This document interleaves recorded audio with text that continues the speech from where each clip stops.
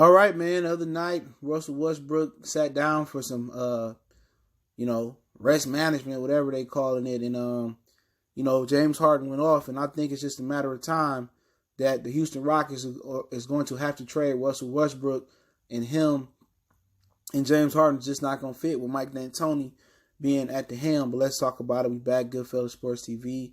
Make sure you hit that subscribe button, bell icon button, share the videos, and yeah, I didn't think it was a good fit. I didn't think, with the coaching, Mike D'Antoni could make the proper adjustment. If you couldn't make Chris Paul fit with James Harden, there's no way you was going to make James Harden and Westbrook fit, no matter how good of buddies they are.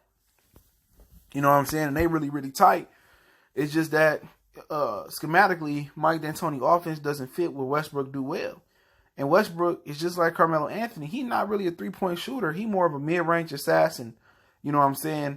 And D'Antoni offense encourages three-point shots over layups and over the mid-range shot. But, if they couldn't get Chris Paul to work and get James Harden to work off the ball more, 2-point guards ain't going to work. Even though, James Harden is looked at as a shooting guard, but in this offense, he's a point guard. And Westbrook is not going to sit at the three-point line and spot up. And not only has it hurt James Harden and winning, it's hurt Eric Gordon. You know what I'm saying? Eric Gordon hasn't been the same effective guy coming off the bench. They put him in a starting lineup. They done some things to help Eric Gordon, to try to help Eric Gordon be successful. They put him in the starting lineup now. But really, Westbrook has really messed up his rhythm, and Westbrook just don't fit the offense. If he handling the ball, James Harden watching him. If James Harden handling the ball, Westbrook watching him. So, for it to work, what they're going to have to do is put one of them on the ball, move one off the ball, and give them some motion going. Coming off screens, coming off the pin downs, the down screens, and getting, Westbrook rolling to the basket, cutting, and designing some plays for even Westbrook with the ball and having James Harden come off some catch and shoots and some action going. But the problem is, Mike D'Antoni, that's not his offense. His offense is fast break, move up and down, spread the floor. If we in half court, then we pick and roll, and it's either we pick and roll and Harden drive to the rim and dish it to the roller, or dish it to the popper, or dish it to the outside shooters on the wing. And Westbrook not a wing. You know what I'm saying? He just not. And that there lies the problem.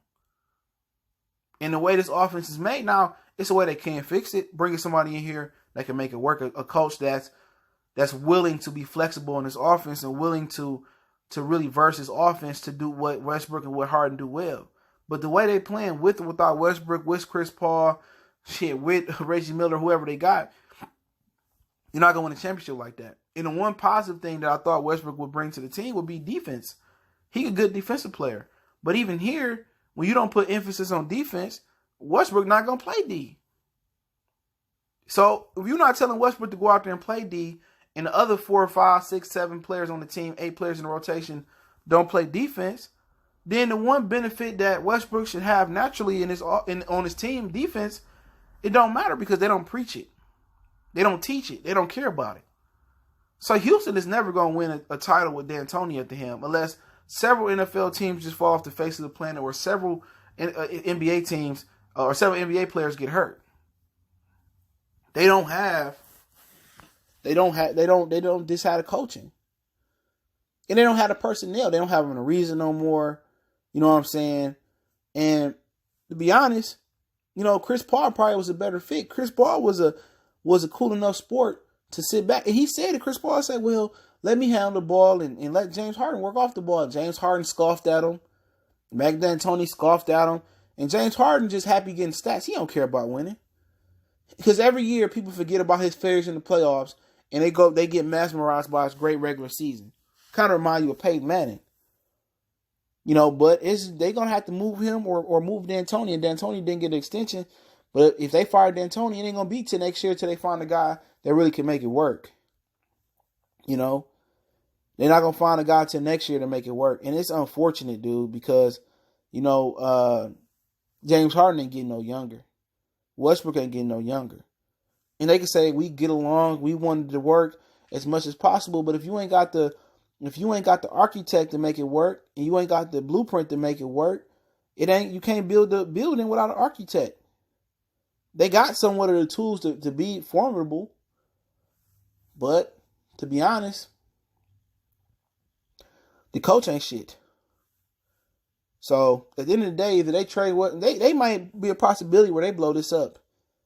Westbrook or James Harden both might end up leaving Houston, and they might start from scratch and just get some draft picks and hope they get like a guy like Imani Bates, or they get the next best NBA player or a prospect that's coming out. But it may be a point where they have to blow this up in Houston. But then their general manager, Daryl Morey, going to be fired. And then obviously Mike D'Antoni, who didn't get an extension, going to be fired. But it may just become time to blow it up in Houston and build it from scratch. But hey, let me know what you guys think. Goodfellas Sports TV. Don't forget, we on Facebook, Instagram, Twitter. Reach out to the email if you got business, question, inquiry, sponsorship, video requests. Keep sharing the videos. Appreciate the love, support. One time for the one time. Check out our NBA Talk playlist as well. We gone.